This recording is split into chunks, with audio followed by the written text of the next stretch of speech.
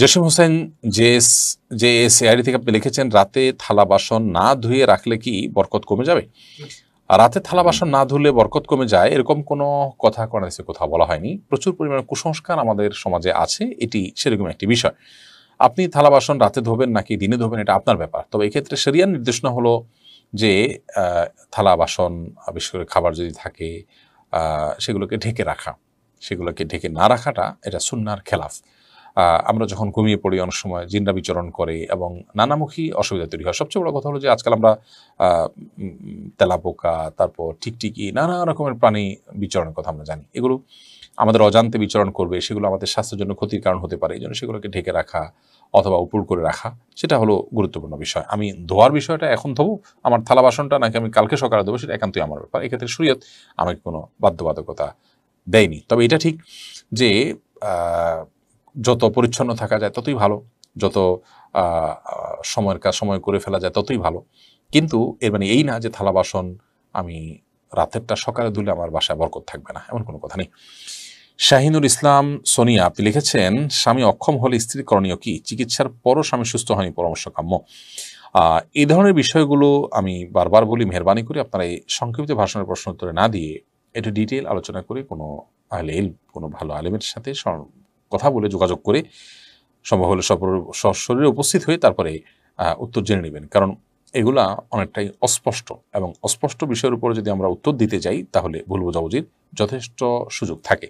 তারপর আমরা শুধুমাত্র মৌলিক গাইডলাইন দিচ্ছি, আপনার পার্টিকুলার সমস্যার সমাধানে যাচ্ছি না। স্বামী অক্ষম, এই অক্ষমতার ডেফিনেশন কি, তিনি কতটা অক্ষম, এবং চিকিৎসা হওয়ার পরও তিনি সুস্থ হন নাই, কী ধরনের চিকিৎসা হয়েছে, তার আন্তরিকতা ছিল কি না, এটা কি প্রকৃত অর্থেই অক্ষমতার সংজ্ঞায় পড়ে কি না, নাকি স্বামী স্ত্রী নিজেদের মধ্যে ভুল বুঝাবুঝি হলে শুধুমাত্র একজন অন্যজন থেকে নিষ্কৃতি পাওয়ার জন্য এটা একটা উসিলা মাত্র, বাহানা মাত্র, অথবা আপনার এখানে অন্য কোনো ফাঁক ফোকর আদৌ আছে কিনা এই বিষয়গুলো দেখতে হবে। যদি এমন হয় যে স্বামী স্ত্রীর জৈবিক প্রয়োজন পূরণ করতে একেবারেই অক্ষম, চিকিৎসার পরও সেটা তার মধ্যে সে সমস্যা তার দূর না হয়, তাহলে সেক্ষেত্রে স্ত্রী বিচ্ছেদের উদ্যোগ গ্রহণ করতে পারেন। স্বামী যদি বিচ্ছেদ না দেন, স্বামী যদি তালাক না দেন, তাহলে সেক্ষেত্রে আদালতের মাধ্যমেও বিচ্ছেদের উদ্যোগ নিতে পারেন। সামাজিকভাবেও বিচ্ছেদের উদ্যোগ আলেমুল আমাদের মাধ্যমে, স্থানীয় মুরব্বিদের মাধ্যমে উদ্যোগ নিতে পারেন, তাকে প্রেশার দিতে পারেন, অর্থাৎ সে অধিকার তার আছে। ইসলাম বলে না যে একজন স্বামী অক্ষম হওয়ার পরও নারী সারা জীবন তার ঘর করে যেতে হবে। তবে প্রকৃত অবস্থাকেই সেটা নিরূপণ নিজেরটা নিজে না করে অন্যদের সহযোগিতা নিয়ে, বিদগ্ধ মানুষগুলোর সহযোগিতা নিয়ে সিদ্ধান্তে আসতে পারলে সেটা অবশ্যই ভালো। আবু জাফর লিখেছেন, ইসলাম বিশ্ববিদ্যালয়ের লোগোতে আরবি নাম লেখা, এই লোগো লাগানো টি শার্ট পরে টয়লেটে যাওয়া যাবে কিনা? আরবি লেখা থাকলেই সেটা সম্মান করতে হবে এবং সেটা নিয়ে টয়লেটে যাওয়া যাবে না, ব্যাপারটা সেরকম না। যদি কোরআন কারীমের আয়াত থাকে অবশ্যই যাওয়া যাবে না। নবী করিম সাল্লাল্লাহু আলাইহি ওয়াসাল্লাম বাণী থাকলে সেটা প্রদর্শন করে টয়লেটে যাওয়া অসম্মান হবে সেটার প্রতি। বাট ইসলামী বিশ্ববিদ্যালয় এই কথাটা জাস্ট যদি আরবিতে লেখা থাকে তাহলে সেক্ষেত্রে ওটা নিয়ে টয়লেটে যাওয়াতে অসুবিধা নেই। আমি যদিও নিশ্চিত নই যে ইসলামী বিশ্ববিদ্যালয়ের যে লোগো সেখানে কোরআনের কোনো আয়াত আছে কিনা, থাকতেও পারে।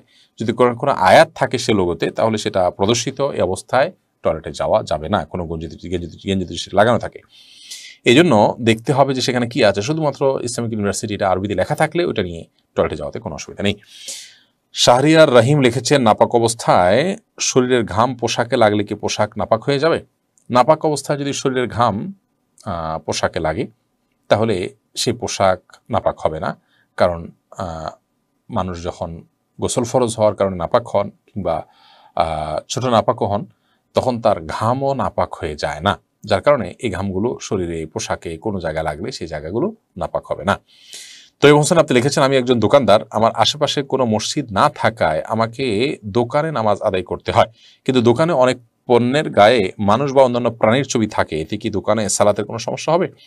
দেখুন, যেহেতু ছবিগুলো সাধারণত খুব সূক্ষ্ম থাকে, অত সমস্যাটাও সূক্ষ্ম সমস্যাই হবে। অর্থাৎ মোটা দাগের সমস্যা হবে না, যেহেতু এটা মোটা দাগে থাকে না, কিন্তু সমস্যা ঠিকই হবে।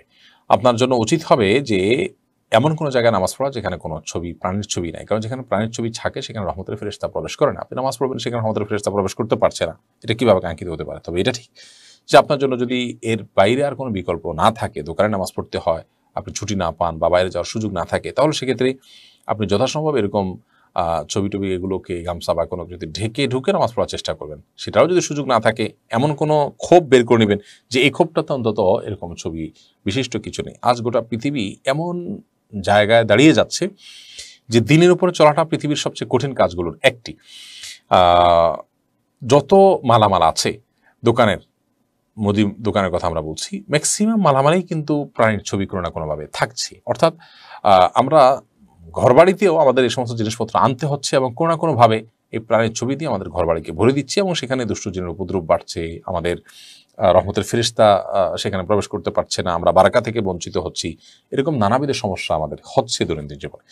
তো এখান থেকে বেরিয়ে আসার জন্য ব্যক্তিগত প্রচেষ্টা থাকা দরকার এবং সম্মিলিত প্রচেষ্টাও থাকা দরকার। আমি ব্যক্তিগতভাবে এমন বাংলাদেশের অনেক বড় বড় নামকরা কোম্পানির কথা জানি যাদের পণ্যে এরকম কোনো প্রাণীর ছবি নেই, অথচ প্রসাধনী আইটেমের ব্যবসা তারা করেন।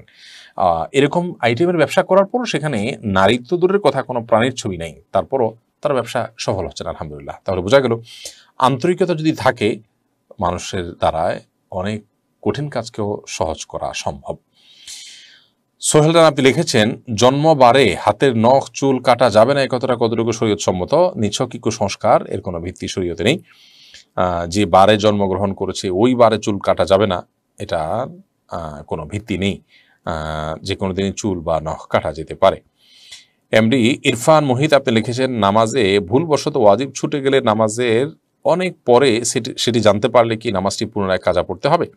নামাজে ভুলবশত ওয়াজিব যদি ছুটে যায় তাহলে নামাজের অনেক পরে আপনি সেটি জানতে পারলেন, তাহলে অবশ্যই সেটিকে আপনি কাজা করবেন। কারণ হলো ওয়াজিব ছুটে গেলে সেই নামাজটা অপূর্ণ থেকে যায়, বিধায় পরবর্তীতে মনে হলে আপনি সেই নামাজটি আবার পড়ে দিবেন। আর নামাজের মধ্যেই যদি মনে হয় তাহলে সিদ্ধাসাও দিলেই আপনি দায়মুক্ত হয়ে যাবেন। বাট নামাজ শেষ করার পরে মনে হলে সেই নামাজটা আবার পড়ে দিতে হবে, অর্থাৎ ওটা কাজা করাটা ওয়াজিব থাকে তখন। আব্দুল্লাহ সোহাগ লিখেছেন, ফজরের নামাজ পড়ে আমি ঘুমিয়ে পড়ি, এতে কি আমি গুনাহগার হব? ফজরের সালাত আদায় করার পর যদি আপনি ঘুমিয়ে পড়েন তো এতে আপনার বড় কোনো গুনাহ হবে না, কারণ এতে কোনো হারাম কাজ আপনি করছেন না, কিন্তু একটা অনুত্তম কাজ করছেন। গুনাহ শব্দের অর্থ ক্ষতি, সে অর্থে ক্ষতি তো হবেই, কিন্তু ক্ষতিটা ওরকম বড় ক্ষতি, মোটা দায়ের ক্ষতি, কোনো কবিরা গুনাহ নয়।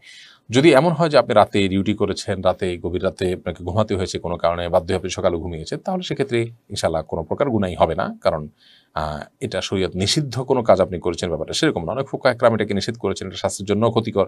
নবী সাল্লাল্লাহু আলাইহি ওয়াসাল্লাম এই টাইমে তাসবিহ তিলাওয়াত করতে পছন্দ করতেন। আল্লাহ কোরআনে কারিমে বিভিন্ন জায়গায় বলেছেন, ওয়াসাব্বিহু বুকরাতাও ওয়া আসীলা, এই জাতীয় কথা আল্লাহ তাআলা বলেছেন।